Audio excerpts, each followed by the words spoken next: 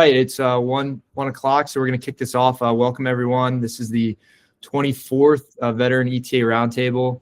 I'm really excited to have Chris Zarnowski with us today. We're going to talk about buy-side brokers and that process and what DealBuff, the company Chris works for, offers and kind of how to think about that. I'm really excited because it's been something that I've talked with a lot of different folks about this kind of process, and I think veterans are particularly an interesting group because most of us, wouldn't be able to leave our jobs, but might have, the professional degrees and experience to really do a good job if we could find a good business. So really excited for this conversation. Before I jump into it, as always, none of this is legal advice. And then also, sorry, someone's calling me. Sorry about that. Problem doing it during the workday. And none of this is legal advice. And also just a reminder, if you have any questions or want to connect, we have the Slack channel to, follow up with Chris. And throughout this, be sure to, it should be interactive. So be sure to, reach out with questions or raise your hand. And definitely don't want to be the only one speaking with Chris. Want to give everyone the opportunity to ask some good questions. But yeah, real quick intro for Chris. Chris Zarnowski is the head of partnerships at DealBuff, which is a proprietary buy-side broker platform built by former searchers to help others source off-market proprietary deals. Off-market proprietary is the same thing. Prior to DealBuff, Chris served as the CEO of ETG Fire protection company, and he holds an MBA from Duke and a bachelor's degree from UConn. So really excited to have Chris here, and I'll hand it over to you, Chris, for you to kick things off, and we'll kind of keep this as a open dialogue and conversation setting. Perfect. And then Charlie, you'll ask me the kind of set of questions. Is that right? Or do you want me to go through that in my kind of overview here? You can kind of, kick things off, explain, a little bit about DealBuff, and then I'm happy to kind of jump in with questions that I, kind of let you know what we'd be talking about. But we can kind of keep it open-ended and see how people want to jump in as well. Perfect. That sounds great. Yeah, so for the group, I've had a chance to do a form of traditional search with an accelerator. That's how I ended up with a group of investors purchasing ETG Fire. And then last year, I actually did a self-funded search, and I focused exclusively on broker deals. So I've had a chance to see search from a couple different angles here. And happy to talk about the difference in those two different approaches as we go through here. Today, just a little bit more background about DealBuff. We work with 11 different clients nationwide. We're virtual. We're all based in the Denver area, but we're working across the country. And we're working with traditional searchers, self-funded searchers, independent sponsors, and folks that own businesses and are looking to acquire additional businesses and roll-ups. And yeah. Keep going. Sorry, didn't mean to interrupt you. Yeah, and so I think what I'll want to kick things off with is how where proprietary search and where broker search can meet an intersection and how they can work together. I think that would be really helpful for everybody. And you absolutely, no matter what form of search you're doing, you really want to make sure you're applying both methodologies. A good analogy that I've heard before is it's like running a race, and you need your two. In a perfect world, you've got your both legs helping you. One leg is the broker side of the house, another leg is the proprietary sourcing side of the house. And while it's true that proprietary search does take longer than broker searches, and part of that, the allure of working with a broker is the ability that the seller should already be of the mindset that they're ready to sell. And in theory, they may have documentation and a team stood up. Where on the proprietary side of the house, this may be the first time that they're really thinking about selling. And so it's not uncommon that first conversation in off-market sourcing is more relational and developing that relationship to pick up later down the road. And so time is your friend in proprietary search. And if you can give yourself a runway in any capacity to be able to afford proper time in proprietary search, that only helps you as you're going through that process. The next thing that I'd love just to talk about for a second here is, so if you've got proprietary search and you've got brokered search, at the end of the day, what the proprietary search can allow you to do over the broker side of the house is reduce the competition that you have. And so a really good way to think about that is when you're just focused on a broker deal and it's an on-market deal, you're going to be competing with a lot of folks, and things naturally in a competitive process like that are going to push to price. And it will, your differentiation of who you guys are and your backgrounds will matter less and less. And as a result, that's the flip side as well of the power of proprietary search, which is there's going to be less competition. And at the end of the day, you're actually okay not gathering the attention of the seller who wants to sell for the highest price. That's not the seller that you want to engage in this process. What you're really looking for is the seller that has an emotional connection based on your background and connecting to you individually. That can be a really big piece of this. Some of the things that people say to me sometimes is like, why does proprietary search work, off-market searching? Beyond that emotional connection of connecting to you as somebody, and ideally you'd be reaching out based on something within your background so that you can connect to the seller.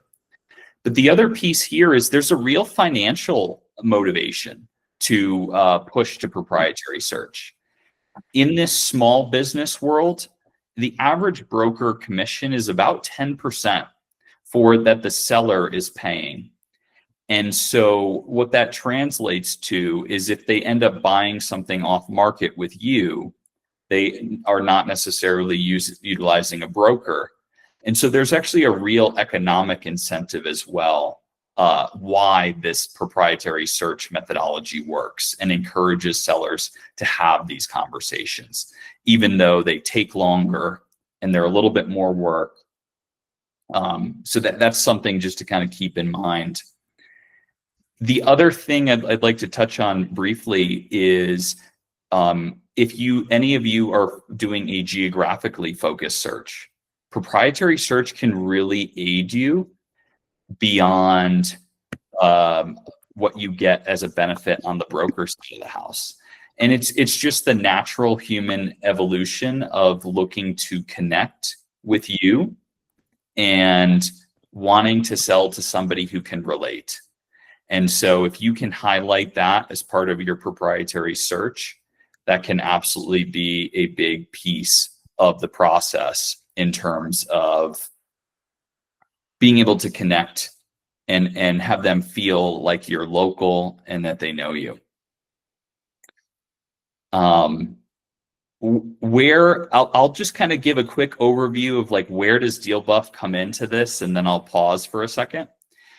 So basically DealBuff conducts that proprietary off-market search on your behalf. And typically we work best with folks that are either working full-time as self-funded searchers and don't necessarily have the time to conduct their own proprietary search. So instead they're focusing on broker deals, seller conversations, and referrals. And we also work really well with traditional searchers who have a bit of a budget as they're searching. And the same thing applies in terms of divide and conquer being able to focus their time versus our time, focusing on deals together.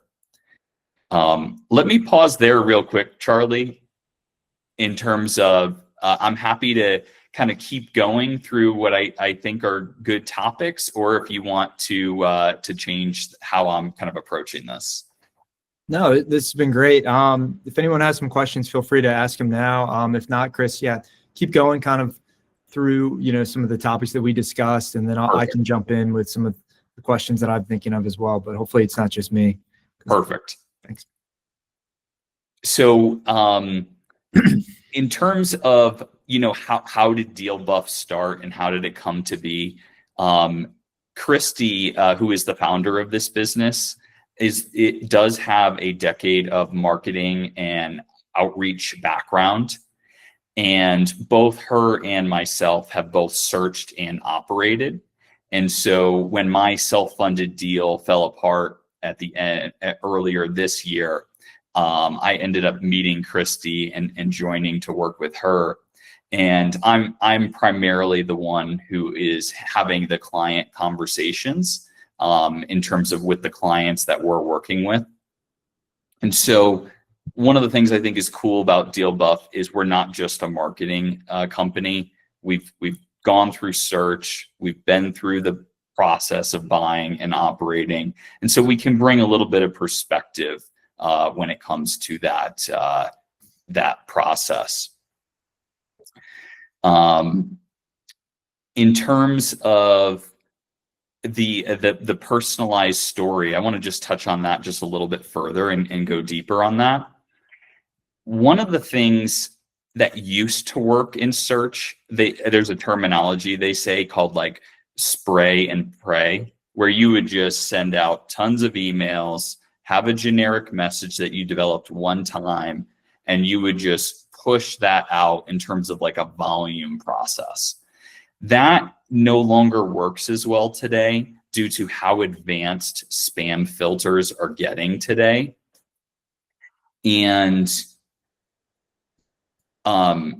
you having some personalization in each of those emails going out and being able to connect to why that business not only helps with the spam and the email deliverability component, but imagine if you just put yourself in the shoes of a seller for a second, and they're getting 10 emails a week. And this is pretty common from what we hear. These are people like yourselves. These are people all across the country that are looking to buy these same businesses. And so if you kind of try to take that exercise of putting yourself in their shoes and saying, why would I respond to this person? And try to go through that process of what makes you unique, why you are a fit for that industry or that business, and then what do you know about that business? I would absolutely leverage a fourth component, which is veteran status. That absolutely is massive and can help differentiate you. So if you can incorporate those kind of 4 elements in your outreach on a proprietary front, that will absolutely help you stand out. Some of the searchers that close the quickest are folks that are very focused and have an industry focus.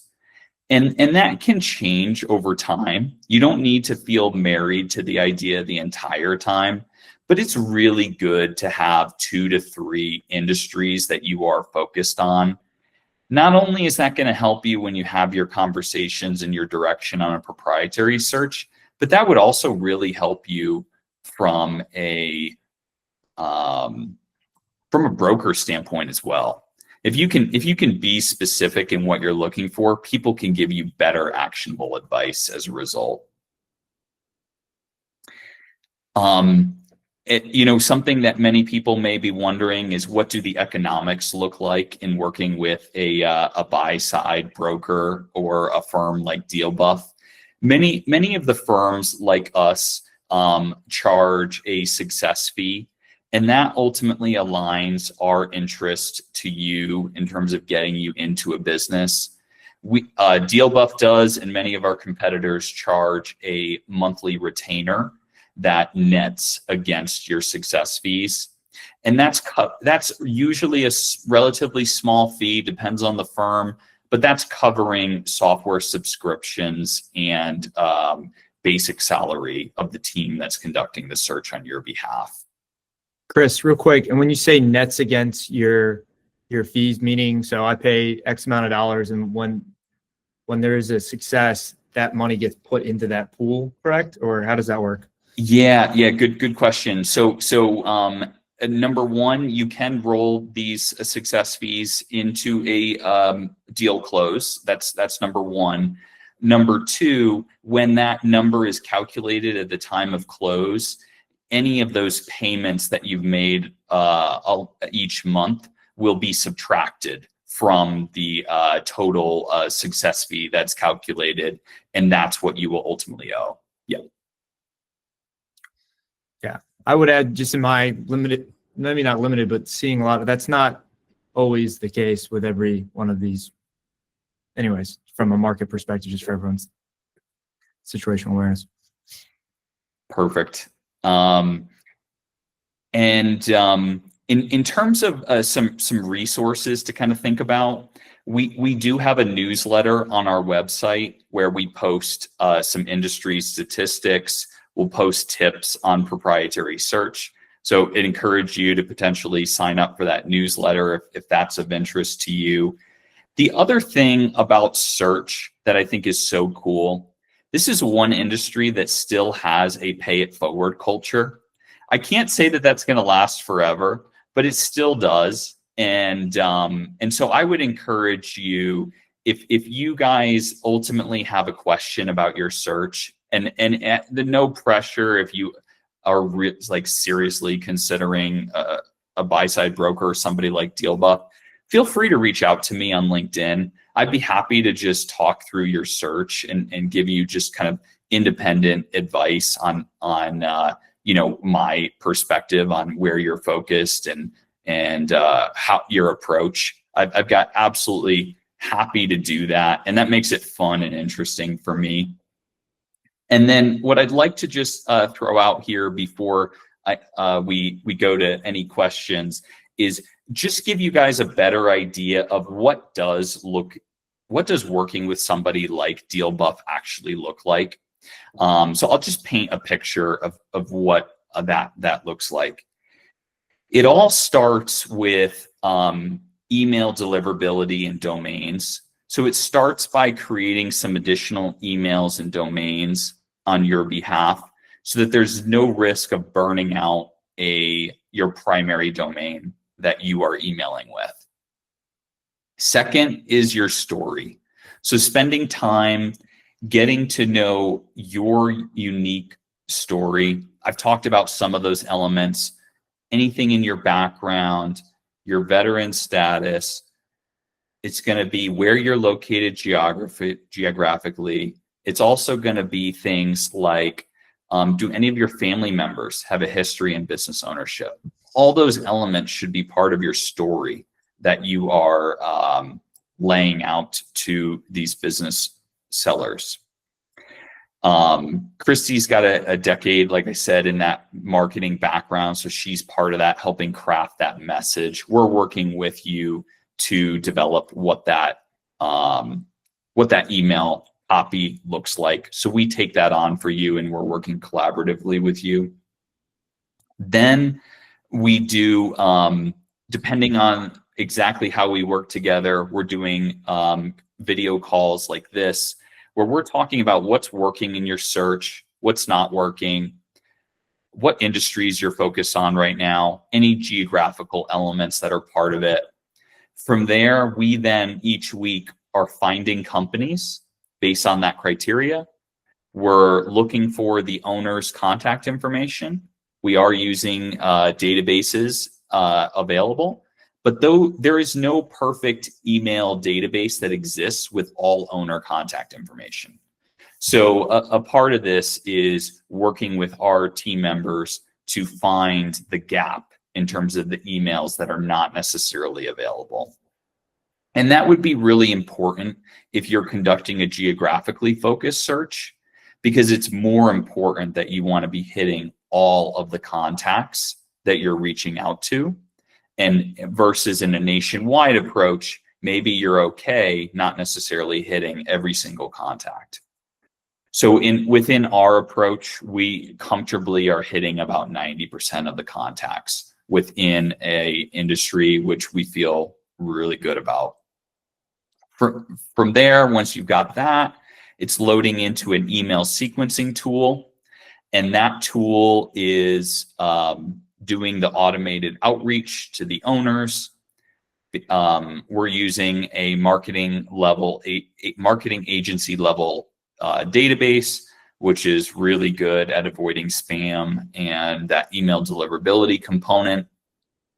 And then from there, and for Deal Buff, we reach out to you when there's a seller that wants to have a call. And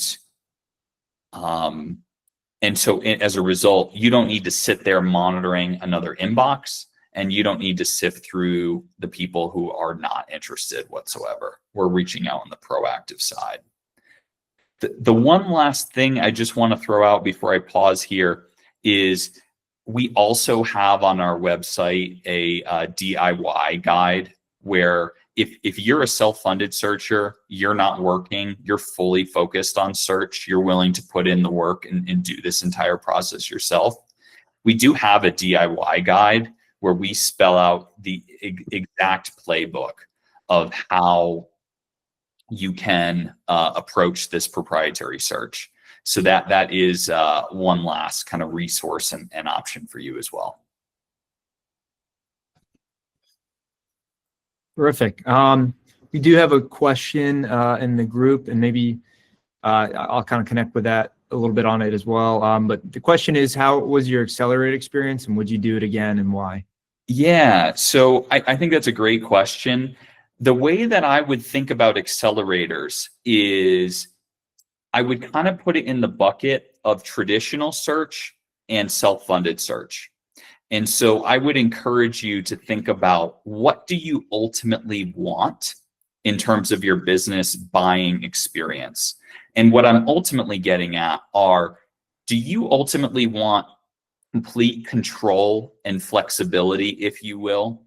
A self-funded path, not an accelerator or traditional search, is a better path for you. But that's going to come with a personal guarantee and additional risk. So if the risk side is more important to you in mitigating the risk, then I'm now going to push you into the traditional and accelerator path.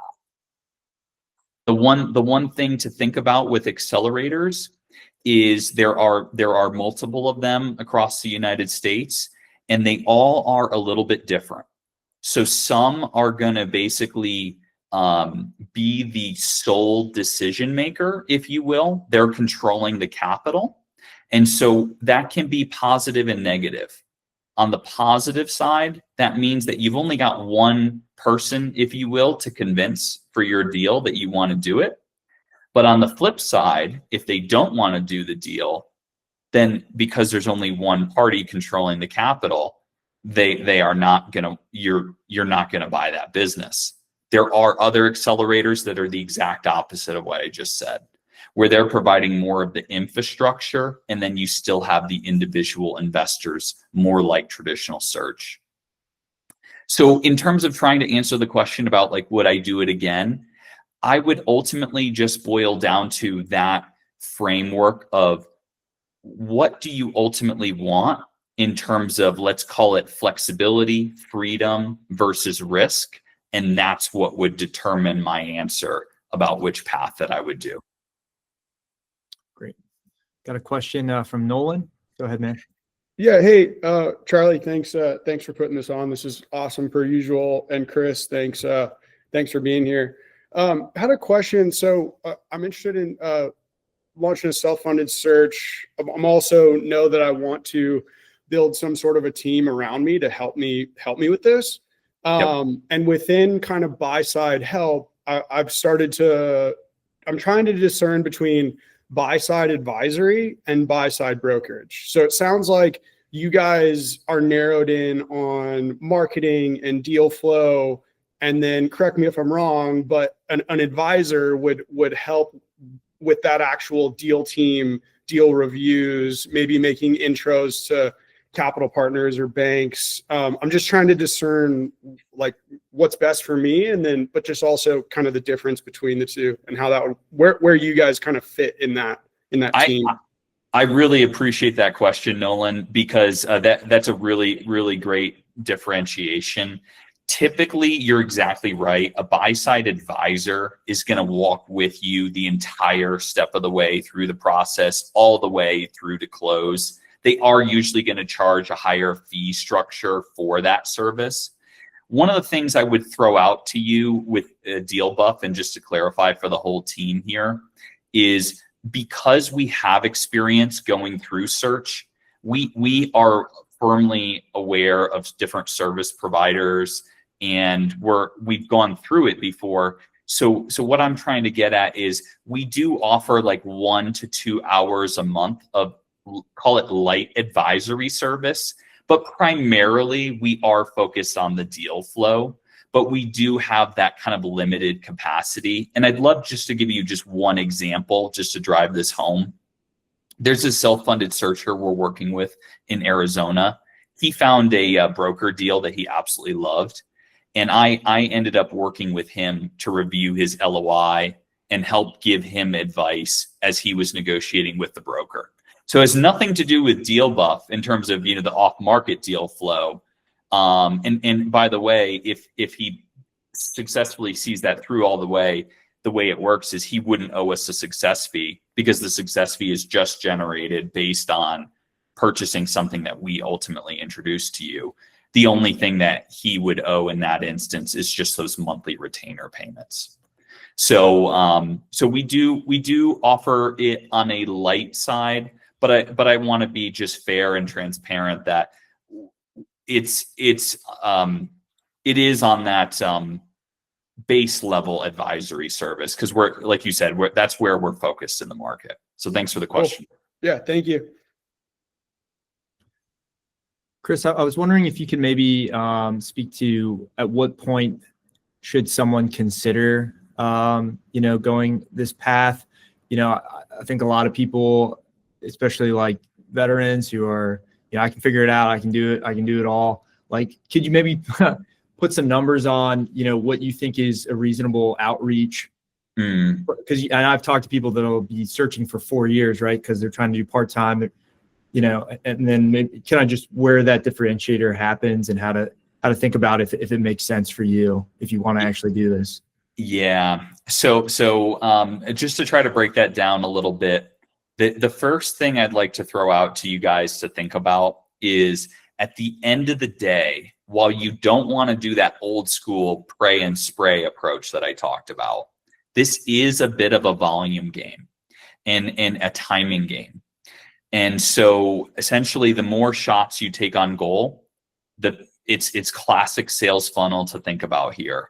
You are going to have more seller conversations. By having more seller conversations, you are going to put yourself in a better chance to purchase a business. I think one of the things I'd like to also throw out immediately here, one of the areas that I do see some searchers fall into a trap on is if they become too academic. And what I'm getting at is, I'm sure most of you know this if you've read the books and you know this ecosystem. There's a whole criteria that you're looking for. You're looking for a recurring revenue business. You're looking for the seller to have a clear reason to exit. You're looking for no customer concentration, ideally. You've got your little checkbox of things that you guys are looking for. And if you're too academic and you are looking to check off every single box, you very well may find yourself in a position where you ultimately kill every single deal. So just be aware and be mindful of, you absolutely need to know what you're comfortable with, the risks you're willing to take. That doesn't change, but you need to be careful to think about what are things that are core to your go, no go decision, and what are things that you may be able to mitigate with deal structure. And that can really impact the timing of your search.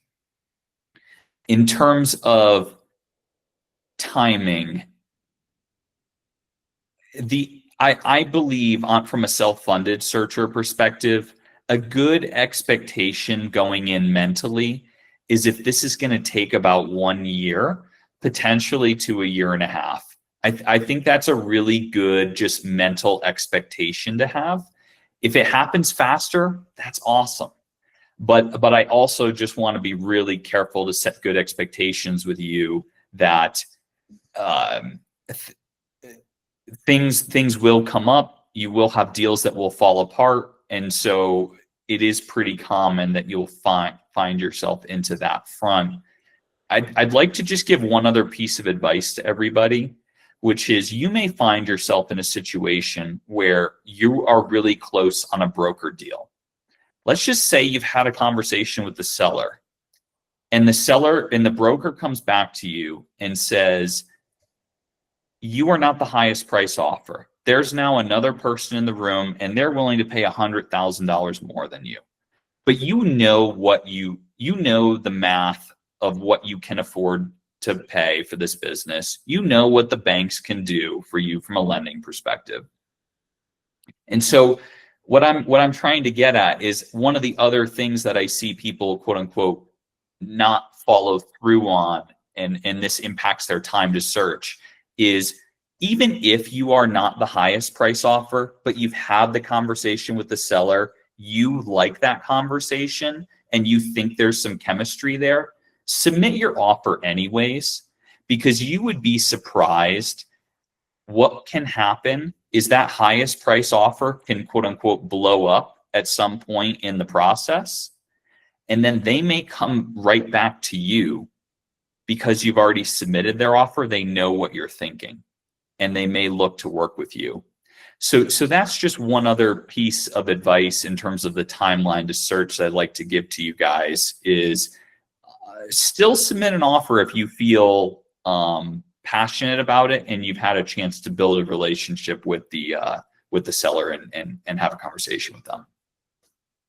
Great. And Chris, on that note of, sellers, I don't know if you could speak to, and I imagine that every seller is very different, but, the one, critique or just downside you hear about with proprietary is, sure, a lot of people want to sell their business, but they're emotional about it. They have no idea what the hell it's actually worth, et cetera.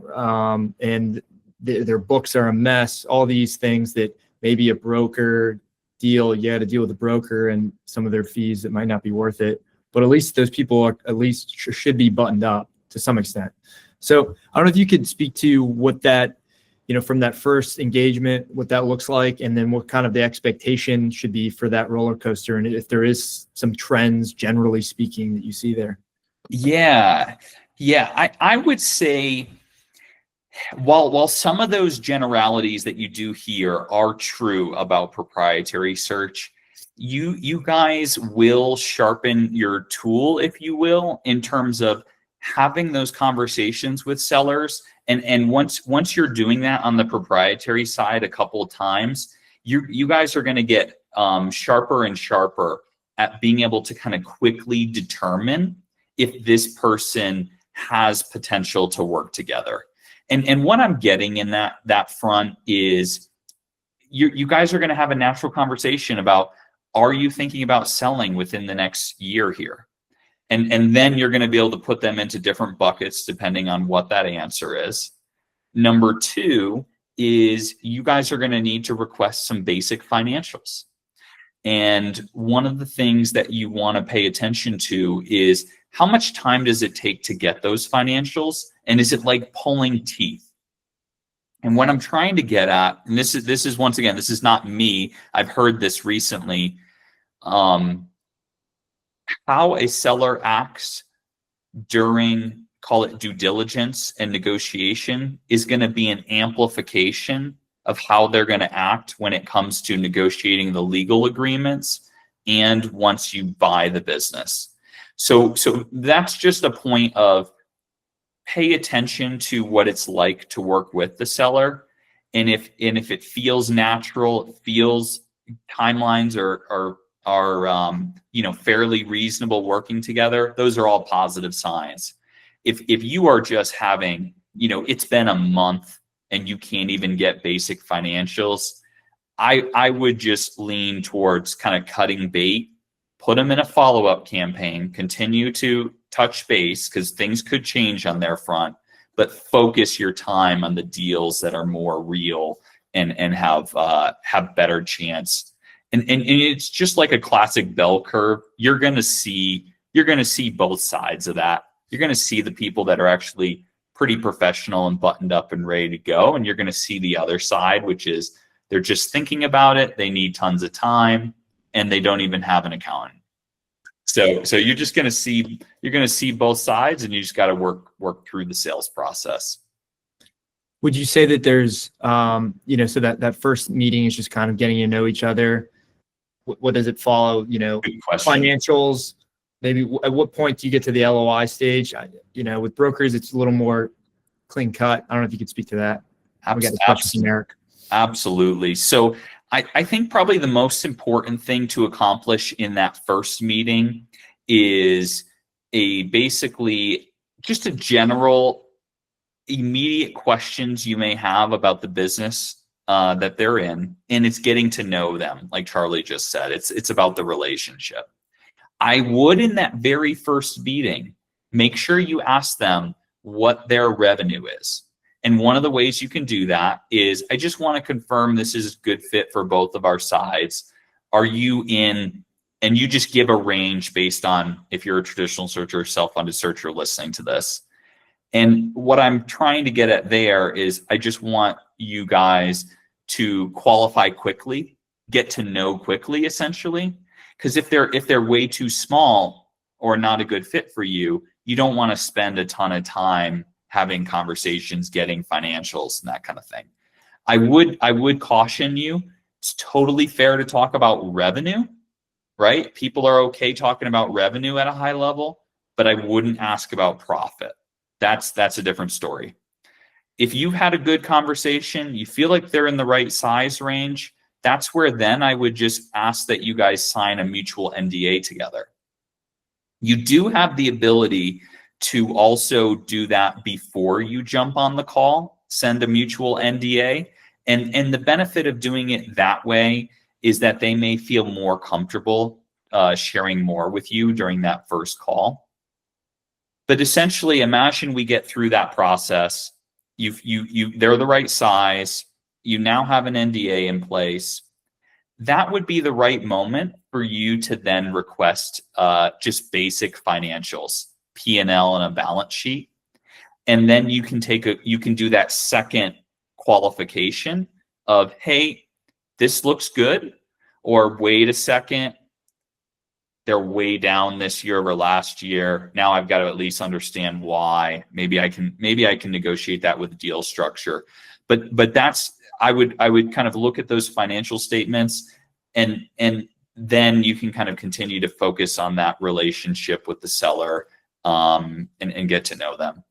So the one really powerful thing about the proprietary method is that you can control the timeline in terms of your conversations with the seller.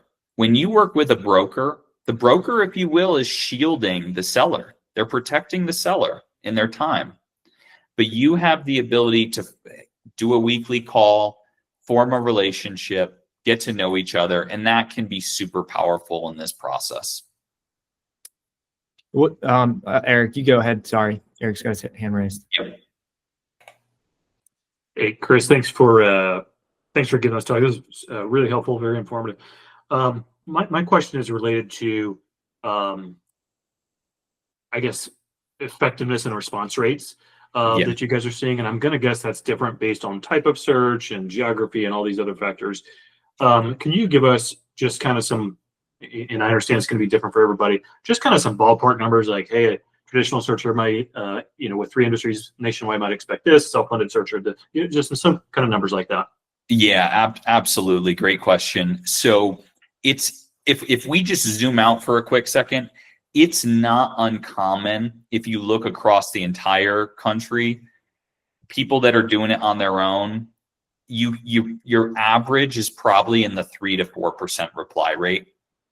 What we see at DealBuff on average, when you look at all of the clients, is about 5% reply rate.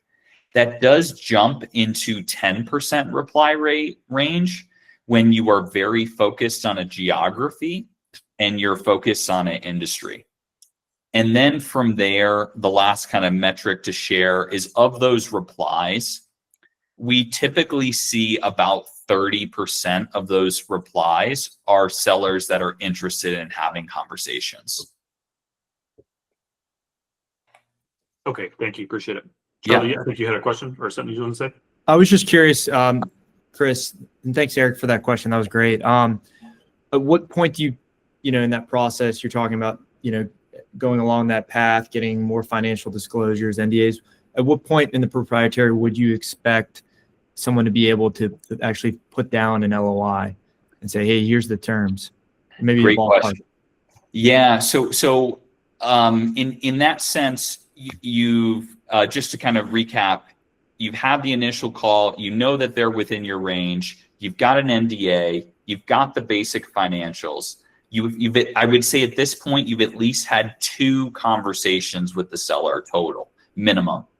If all that is checking, I would move towards that LOI stage and looking to submit that. So it could be around call 2 or call 3 that you're sending a LOI or IOI, depending on your exact strategy. I know that's almost, in my opinion, a little bit of a personal choice, but I'm sure Charlie has a little bit of a opinion there. But I would say you can do that fairly quickly. And one of the things that I will throw out that I like to do is start by try to make this as like human behavior as you can, in terms of asking the seller directly, what are you looking to get out of this? And essentially trying to ask them questions about what's truly important to them. Then you can form your deal structure that matches what matters to them. And I'm just going to give you 2 quick examples. I only care about the highest dollar value. That is what matters to me. Well, now all of a sudden you might need like a bigger seller note, and you might need other elements. Another seller may be more focused on, I really care about my employees and I want to see that they all get a retention bonus that gets paid out when I leave, because to me, they are the reason how I got here. And in that sense, maybe that's something that you really focus on in your LOI or IOI of how you're going to do that. So paying attention to what's important to the seller in terms of developing your structure, I think it shows a lot of emotional intelligence on your behalf, and it'll connect well with sellers. So